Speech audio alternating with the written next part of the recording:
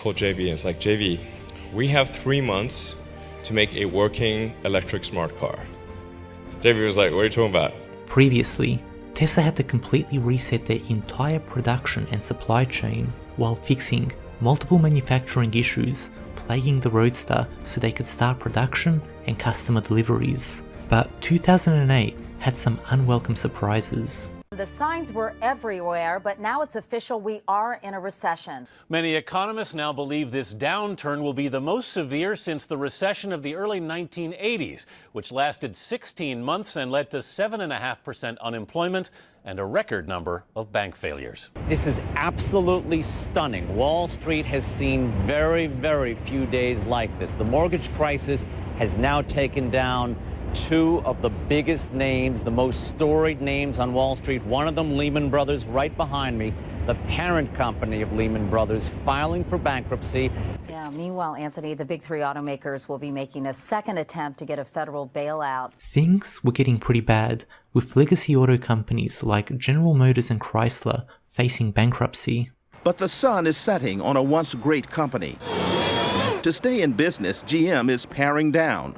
Today, reaching a tentative agreement to transfer control of its European car operation, including Opel, to a Canadian parts manufacturer and a Russian bank. On Monday, GM is expected to seek Chapter 11 bankruptcy protection that would wipe out shareholders. Meanwhile, Elon Musk's other company, SpaceX, was on the brink after their first 3 attempts to get a Falcon 9 rocket into orbit failed. And now, with cash running out, they were down to their final attempt. 5, 4, 3, 2, 1, 0. We're in stage 1. We have liftoff indication. We have liftoff. SpaceX Falcon 1 launch vehicle. Falcon has cleared the tower.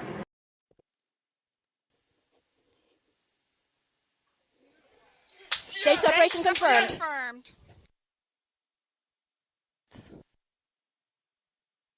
Fairing separation confirmed. So SpaceX managed to get the Falcon 9 into orbit, marking the first time in history that a private company was able to achieve such a feat. But in late 2008, both Tesla and SpaceX would come close to running out of money, and Elon Musk would have to make a difficult decision. I had a tough choice there because I could either provide all of the money for SpaceX or all of the money for Tesla and then increase the chance that one of them would survive, or I have to split the money. But if I split the money, then maybe both will die. I mean, you can imagine, like, it's almost like if you had 2 children and you have only so much food, what do you do? So what was the choice? I split it. You said you almost had a nervous breakdown. Where did the tenacity or the resilience come from? I never thought I was someone who, I thought nervous breakdowns, that's ridiculous. Why would people have such a thing? But I remember waking up on the Sunday before Christmas in 2008 and thinking, like, damn, this is the closest I've ever gotten, and it was looking pretty grim, because even though the 4th launch of SpaceX had succeeded, we were still running out of money, because we had 3 failures and only 1 success. Still not enough. And then the financing round for Tesla had not closed. And we had only 2 days, maybe I think it was like 2 or 3 days maybe, to close it before Christmas. So I was like, man, this could be a really bad end of the year. Maybe both companies will fail.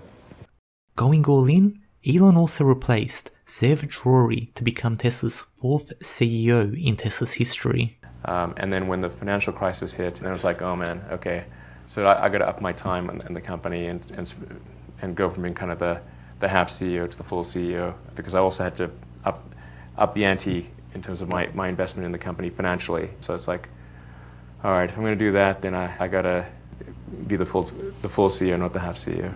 So with Tesla surviving yet another near-death experience, Elon Musk would have to make another tough decision, this time raising the price of the Roadster for reservation holders from $92,000 all the way up to $109,000. Elon explained to the reservation holders that Tesla had miscalculated the costs to make the Roadster and needed to make a profit margin in order to be eligible for a future DOE loan, which would help develop the Model S sedan and improve the chances of the company succeeding in the long term. With Elon being open and honest about the situation, the majority of reservation holders supported the move and kept their reservations.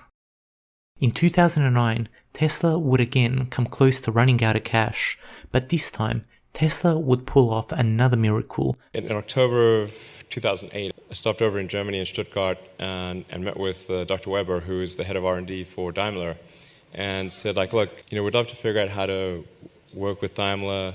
Is there anything that you guys need on the electric vehicle front? Is there anything we could do? And he said, well, they want to make an electric smart car, but they don't have a good source for the battery and powertrain. And he said that there's a senior Daimler team that's planning to visit Silicon Valley and meet with a bunch of companies, I think it was like January 10th or something like that, of 2009. He would ask them to meet with Tesla and kind of make their assessment. So I was like, okay, wow. So then I immediately, as soon as I left that meeting, I called JV and it's like, JV, we have 3 months to make a working electric smart car. JV was like, what are you talking about?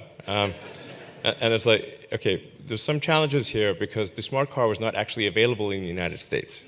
Couldn't even get one. You couldn't get one. They weren't shipping in the U.S. This was a kind of ridiculous, crazy story. Yeah. Meanwhile, of course, we were all hard at work trying to make the Roadsters actually work and scale up production. Exactly. So. It's not like we didn't have stuff on our plate.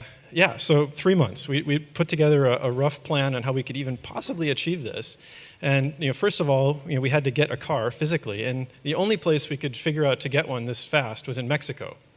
So, literally, the next day we sent an engineer to Mexico with about $20,000 in cash to go and try and... It was legal. I mean, sort of, sort of legal.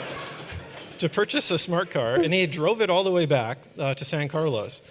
And I think the day after that, we tore the entire, propulsion system out of it and started designing a custom battery pack, from scratch. We had ideas on how we had done the Roadster pack, of course, but that didn't fit in this car. It was way too big. So, a very tiny team, small SWAT team of engineers, prototyped and architected a one-off battery pack, a lithium-ion battery pack that could fit into the smart car. I did make things slightly more difficult because I said, like, look, you got to put the powertrain and the battery pack in the car, and it needs to look unmodified. Yeah. Couldn't touch the passenger compartment. Yeah, so it had exactly. To, you couldn't just like put it in the trunk, like just have a big battery pack sitting there in the trunk or something. It's like it needs to look like it's a normal smart car. So the battery was a big challenge. We had to invent this brand new battery pack in a couple months and build it. Then on the drivetrain, we had to figure out how to adapt a Roadster motor and power electronics system and charging system into the back of the smart car in this tiny volume. And amazingly, we were able to repackage that whole thing. That team didn't sleep a whole lot in those couple of months, and it was also through the holidays, which was great. Yeah, exactly. Thanksgiving, Christmas. But everybody was having the time of their lives. It was super, super fun. We were in a little teeny garage in San Carlos, trying to make this, smart car electric. And one of the things we realized pretty early on is that this was going to be the fastest smart car that had ever been made. So this was amazing. It had all the torque, would have all the torque of a Roadster packaged into this tiny little car. It was so fast you could do wheelies in the parking lot. Yeah, it was, anybody that got in that car, exited just with a huge smile on their face. They just absolutely loved it. So while Tesla does the impossible yet again, the big question now is, will the Daimler team be impressed? The Daimler engineering team shows up, and it was clear when they entered the building, they were like not excited about meeting with some like American car startup, whatever. So they'd like been told, that they needed to do this, and they were like, well, this is obviously going to be a waste of their time. And they're quite grumpy, actually. And we started off with a PowerPoint presentation, and they really didn't like the PowerPoint presentation. So I said, you know what? Why don't we skip the PowerPoint presentation? Would you like a test drive? And they're like, well, what are you talking about? What do you mean a test drive? I'm like, yeah, we made one. I'm like, made one? What do you mean? Yeah, we made one. So it's just outside. Do you want to drive it? And they're like, sure. So So then they went out and test drove the insane performance smart car. As JB was saying, it's like, basically you can't exit that without a grin on your face. So they went from being a bit grumpy to be like, holy cow, this is awesome. And we actually, out of that meeting, it got our first development contract with Daimler to create an electric smart car. And that was really, I think if we hadn't done that, Tesla would have died, because the Daimler partnership gave us credibility that a major OEM was willing to work with us.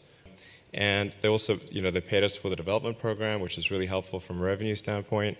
And then most importantly is that when Tesla kind of was running out of money around May 2009, and I had no money left. I'd given all of the money that I had remaining to Tesla. I didn't even own a house. And I had to borrow money from friends to pay rent. So I was like, man, I am out of resources. So then we need to seek outside investment. And this is early 2009. And just to sort of paint the picture, General Motors and Chrysler were going bankrupt at the time. The idea of investing in an electric car startup was not popular. I mean, we would talk to investors, and they would be angry that we even called them. Thankfully, Daimler did invest. And then they invested $50 million in May of 2009, which was a lifesaver. So, I mean, without that investment, Tesla would have been game over. So Tesla does the impossible yet again and survives, while other, more established auto brands go bankrupt. And this was not by accident, but instead, Tesla moved at lightning speed and got the job done without the bureaucracy of larger companies. This won't be the last time these attributes saved Tesla, and the story continues in the next episode with Tesla unveiling the prototype Model S sedan. If you enjoyed the episode and want to help the channel, Patreon is the best way to do so. And also, a big thank you to all Patreon members and Ice Lake Investments for making this documentary series possible. So till next time, I'll catch you guys soon.